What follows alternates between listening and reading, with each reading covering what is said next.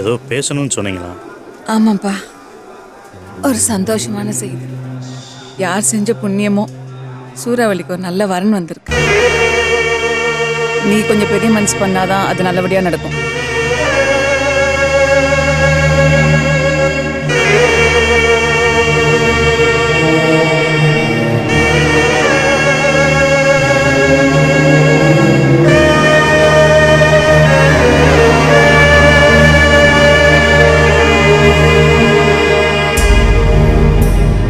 ஒண்ணுக்கு 10 பேர்ட்ட விசாரிச்சுட்டு தான் அந்த தம்பிக்கு நான் வாக்கு கொடுத்துட்டேன். நீயே சொல்லு, இன்னும் எத்தனை நாளைக்கு தான் சூறாவளி ஆற விட்டு சம்பாதிக்க போறீங்க? எந்த ஆட்டக்காரி தான் நல்லா வாழ்ந்திருக்கா, இல்ல நிம்மதியா தான் செத்துருக்கா? இவ ஒருத்தியாவது நல்லா இருந்துட்டு போட்டுமே.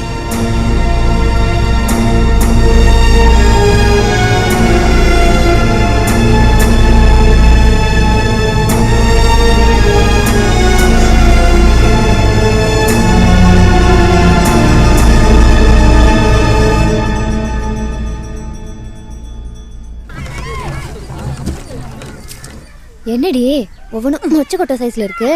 என்னடா லெலி புட்டு சன்னா சனே உன்னை ஆத்தங்கரைக்கு வர சொல்லிட்டு ஏதோ முக்கியமான விஷயம் பேசணுமா?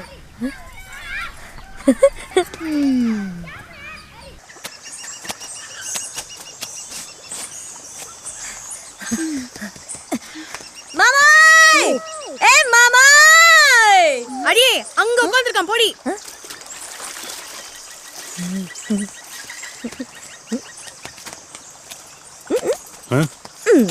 என்ன மாமா தனியா பேசணும்னு கூப்பிட்டுருக்க? உனக்கும் 7 கழுத வயசாகி போச்சு. மாமா உங்க ஆத்தாளுக்கும் அப்பப்போ முடியாம போகுது. மாமா நீ எத்தனை நாளைக்கு தான் அப்படியே தனியாவே இருப்ப? மாமா உனக்கும் காலகாலத்தில் நடக்க வேண்டியது நடந்தாதானே நல்லது. ஆமா ஆமா கண்டிப்பா நடக்கணும். கல்யாணம் நடக்கணும், முதல் ராத்திரி நடக்கணும், குழந்தை பெத்துக்கணும், காது குத்தணும், பேர் வைக்கணும், இப்படி எம்பிட்டு வேலை நடக்கணும் மாமா. என்ன கொஞ்சம் பேச வர்றியா? சரி சரி சொல்லு. ஒரு 2 வருஷமாவே தொடர்ந்து உன் ஆட்டத்தை ஒருத்தன் பார்த்துட்டே இருக்கானா? ஒருத்த நான் பார்த்தேன், ஊரே தான் பார்த்துச்சு. இப்போ அதுவா முக்கியம்? நீ எப்போ என் கழுத்து தாலி கட்ட போற, முதல்ல அதை சொல்லு. என்ன கொஞ்சம் பேச வர்றியா இல்லையா? சரி சரி சொல்லு. உன் ஆட்டத்தை பார்த்தான்னு சொன்னேனே, அவன் உன் மேலே உசிரியே வச்சிருக்கானா. உன் ஆட்டக்காரின்னு கூட நினைக்காம அவங்க இவங்கன்னு மரியாதையாக பேசுகிறான். ஒன்று அவனுக்கு கட்டித்தர சொல்லி கையெடுத்து கும்பிட்றான். அது மட்டும் இல்லை, அவன் டெப்டி கலெக்டருக்கு டிரைவர், சர்க்கார் உத்தியோகம், மாதம் 40,000 ரூபாய்க்கு மேலே சம்பாத்தியம். நீ கண்டதை போட்டு குழப்பிக்காம அப்படியே ஆத்தோட சேர்த்து காணாம போடுமா போ. சம்மந்தமா பேச தகுதி.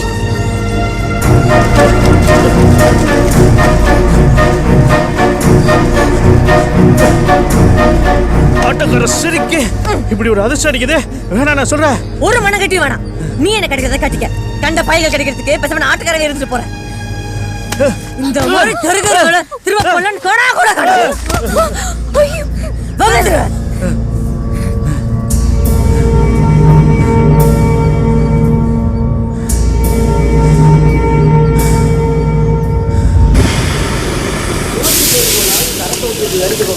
சிக்க மாட்டானே. தங்கச்சி தொங்காச்சின்னா கொடுக்க பிடிச்சிக்கிட்டே தெரியுறேன். சன்னாசி நீ எல்லாம் இங்க வரக்கூடாதுப்பா, வீட்டுக்கு போ. எனக்கு கொஞ்சம் ஊத்துனே. டேய் தம்பி, உனக்கு அதுக்கு பழக்கம்? இந்த கூட்டத்தில் நீ ஒருத்தன் தான்.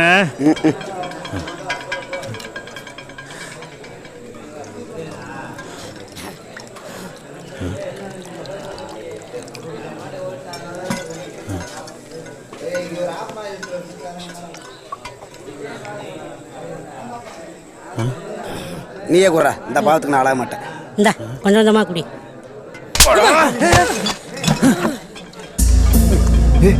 என்னடா ராவா இந்த இழுக்கு இழுக்குது?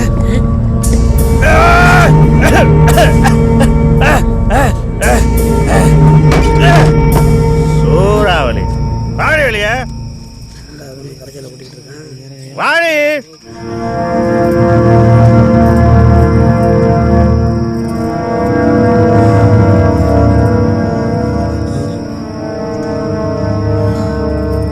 குடிச்சிருக்கியா? ஆமாண்டி, நாட்டிய பேரு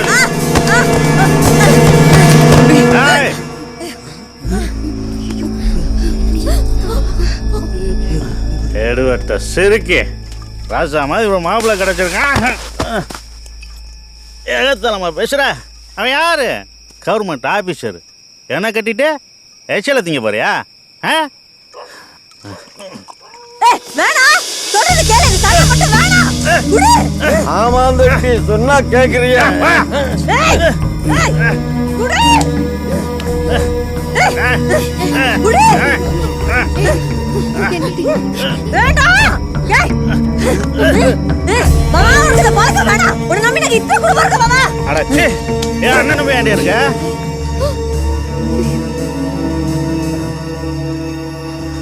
என் நம்பியா இருக்கீங்க? இருக்காங்க. எவனாவது ஒருத்தன் கிடைச்சா கட்டிட்டு ஓடி போயிருங்க. உங்க லெவலுக்காக எப்படி ஒரு மாப்பிள்ளை கிடப்பானாரு அவளுக்கு கிடைச்சிருக்கான். யாரு வெயில் அடித்தாலும் மழை பெஞ்சாலும் மாதம் வரந்தா சம்பளம். யாருக்கு கிடைக்காத அதிர்ஷ்டம் உனக்கு கிடைச்சிருக்கு. என்னடி வேணானே நானானே நீங்களாம் இத்தனை வருஷமா ஆடி தருவீங்களே, நீங்க தின்ற சோத்துலையும் வாழ்ற வாழ்க்கையும் ஏதாவது மாத்த இருக்காடி சொல்றே? அப்படியே தான் இருக்கு. ஏன் நீங்க வாங்கி வந்த வர்றான் அப்படி தானா தேடி வந்த வரத்தை வெட்டியா வதைக்கிற? உன் கவனத்துக்கும் புத்திக்கும் இப்படி ஒருத்தன் எங்க இருந்துட்டு கிடப்பான்? குடியார சிறுக்கி உடம்பு கிடைச்சா அவனை பீடி சிகரெட்டுக்கும் ஒரு கட்ட முழக்கமும் கிடையாது. அவனே வேணாங்கிற? என்னைக்காவது உன் வாயில இருந்து நல்லா அர்த்தம் வந்திருக்காடி? வாயை திறந்தாலே காஞ்ச மாடு கம்புல விழுந்து அலைஞ்ச மாதிரி கவிச்சியா தானடி பேசுற. என்னடா அளவுக்கு மீறி பேச போற? வார்த்தையில ஒரு நிதானம் வேண்டாம். மாமா அவர் நிதானமா தான் பேசுறாரு, பேசிட்டு விட. இனியும் பேசுறதுக்கு என்னடி இருக்கு? உன் ஆட்டத்தை பார்க்க வந்தாலும் உனக்கு ஆரத்தி அடுத்தான் பூரா பையன் உன்னை படுக்க தான் கூப்பிட்டான். டேய் ஏன்டா இப்படி எல்லாம் பேசுற? சூறாவளி அவன் குடிச்சிட்டு ஏதோ உளறான், நீ மனசுல எதுவும் வச்சுக்காத. இல்ல மாமா உன் மகன் குடிச்சா மனசுலாம் கக்குவான்னு சொன்னேன்ல, கக்கட்டும். நீ இதெல்லாம் காது கொடுத்து கேட்காத, போய் படு. என்ன பேசினாலும் நான் தாய்க்கிறேன்.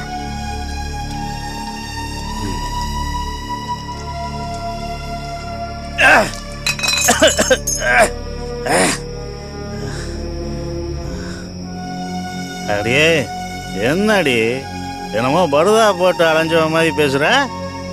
ரோட்ல அவுத்து போட்டு ஆடுற ஆட்டக்காரி தானடி நீ. இன்னைக்கு ஒன்னையும் ஒருத்தன் பொம்பளைன்னு மதிச்சு கட்டிக்கிட்டு காலனக்க காத்து கிடக்கான். அவனை விட்டுட்டு ஒன்னத்துக்கும் விளங்காத ஏன் பின்னாடி ஏண்டி அரிப்படுத்து போய் அலையிற? தப்புதான் மாமா, நான் அப்படி அறுப்பிடித்து போய் தான் அலைஞ்சேன். இப்போ நான் உனக்கு என்ன செய்யணும்?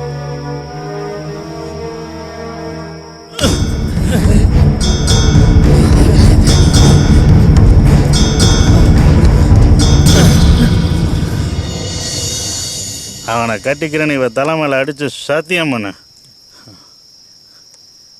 நீ நல்லா இருக்கணும் பண்ணு.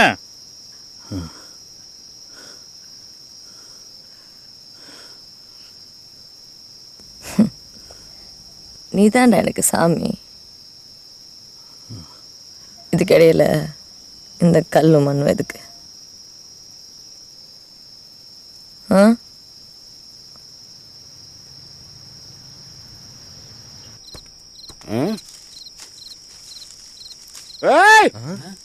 ஏன்னா உட்கார்ந்துருக்க? விளக்கு பிடிக்க போல பெரிய சினிமா கதாநாயகர் விளக்கண்ண தியாகமத்து வந்து உக்காந்துட்டு இருக்காரு. பொம்பளை பாவம் சும்மா விடாதுடா, சும்மா விடாது. நல்லாவே இருக்க மாட்டேடா.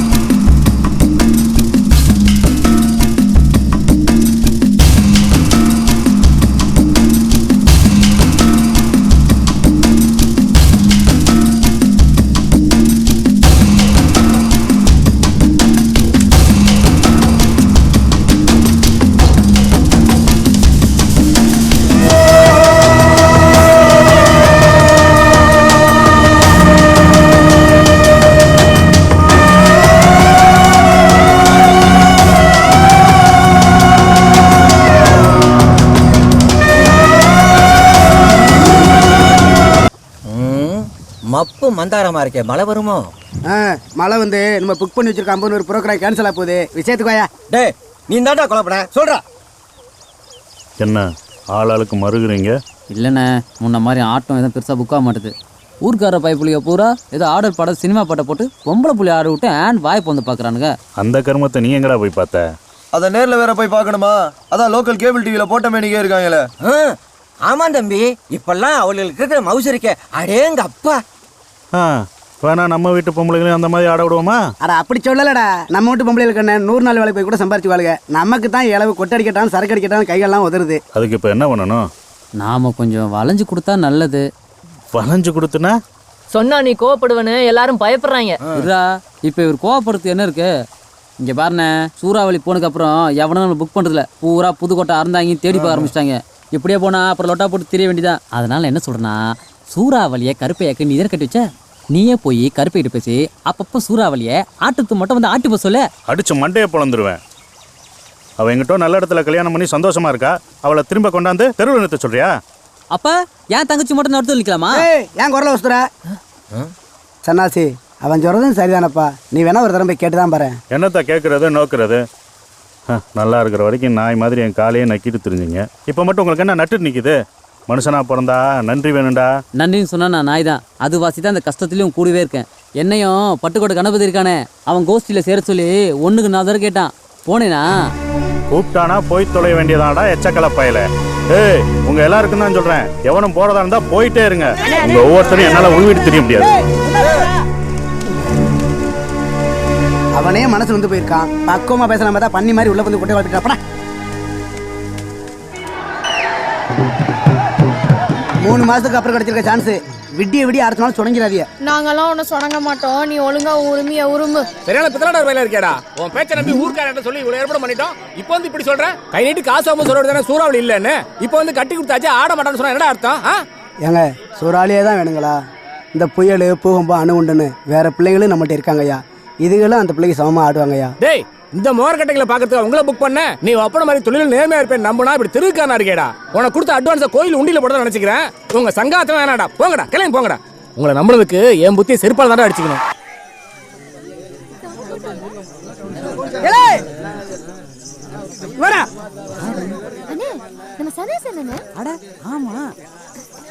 என்னண்ணே, எல்லாம் நல்லா இருக்கீங்களா?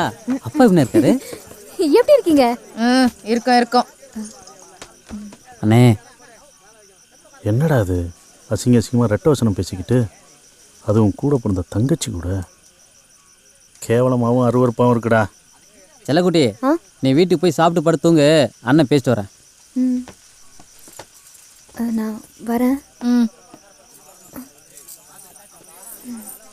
பாப்பா, கதவு திறந்து போட்டு தூங்காத, டாப்பா போட்டுக்க. இப்ப கதவை மட்டும் பூட்டி என்ன தடவை பத்தி காப்பாத்த போற கேவலப்பட்ட வேலை. அண்ணே, நான் சொல்றது கொஞ்சம் கேளுண்ணே. கர்ம மனசே ஒப்பலை. என்ன பண்ண சொல்ற? எனக்கு அவளுக்கு அதை விட்டா வேற எந்த பொழப்பும் பொழைக்க தெரியல. அதுக்காக அவளும் எனக்கு தங்கச்சி மாதிரிடா. நினைச்சு பார்த்தாலே கொமட்டிட்டு வருதுடா. வார்த்தை தானே, முன்னாடி தின்னுட்டு பின்னாடி பேல்றது இல்லையா? அந்த மாதிரி வாயிலேருந்து வெறும் வார்த்தையை கொட்டுறோம். வேடிக்கை பார்க்குறோம், பல்ல காட்டிட்டு துட்டை கொடுக்குறான். அதுக்கு ஒரு வரமுறை வேணா? வேணும் தான், யார் இல்லைன்னு சொன்னா? இளவு இந்த முரன்றது நம்ம வாழ்ற வாழ்க்கைக்கு தான். எங்க மனசுக்கு தெரியும் நானும் அவளும் கூட பிறந்த பொறுப்புன்னு. வெறும் வயிற்று பொழப்புக்காக மட்டும் இதை நான் பண்ணல. என் தங்கச்சி ஒரு நல்ல இடத்துல கட்டி கொடுக்கணும், அதுக்கு 4 காசு சம்பாதிக்கணும். நீ மட்டும் மனசை கல்லாக்கிக்கிட்டு சூறாவளிக்கு ஒரு நல்ல வாழ்க்கை அமைச்சு கொடுக்கல? அந்த மாதிரி தான் நானும் மான ரோசத்தெல்லாம் குப்பையை போட்டு இந்த மாமா சொல்ற மாதிரி கேவலப்பட்டு போய் வாழ்ந்துட்டு இருக்கேன். புரிஞ்சுக்கனே, என் போக்கில் நீ விட்டுறேன், எப்படியோ போறேன். சரி, அதை விடு. அப்பா எப்படி இருக்காரு? தொழில் எப்படி போயிட்டு இருக்கு? அவருக்கு என்ன, எப்பவும் போல தான் இருக்காரு. இங்கே தான் பொழப்பு நாரி போய் கிடக்கு. மேலதாளத்தை என்ன அடித்தாலும் எப்படி வாசித்தாலும் ஆட்டக்காரிகளை பார்க்க தான் கூட்டம் கூடுது. அப்பவும் அவளுக்கு ஆட்டத்தை எப்படி இருக்குன்னு பார்க்காம ஆள் எப்படி இருக்குன்னு பார்த்துட்டு தான் ரேட்டே பேசுகிறான். இதுகளுக்கு பதிலாக எடுப்பா லட்சணமாக 2 பிள்ளைய கிடச்சாதான் வண்டி ஓடும் போல இருக்கு. அண்ணா, விவசாய இல்லையா உனக்கு? எப்போ எதா பேசணும்னு தெரியாது? அண்ணே, நீ ஒன்றும் கவலைப்படாத. இப்போ எனக்கு நிறைய ட்ரூப்பில் பழக்கமாகி போச்சு. அதில் எவ்வளையாச்சும் ஒத்தியை பிடிச்சிக்கலாம். சொல்கிறேன்ல, என்கிட்ட விட்டு நான் பார்த்துக்கிறேன்.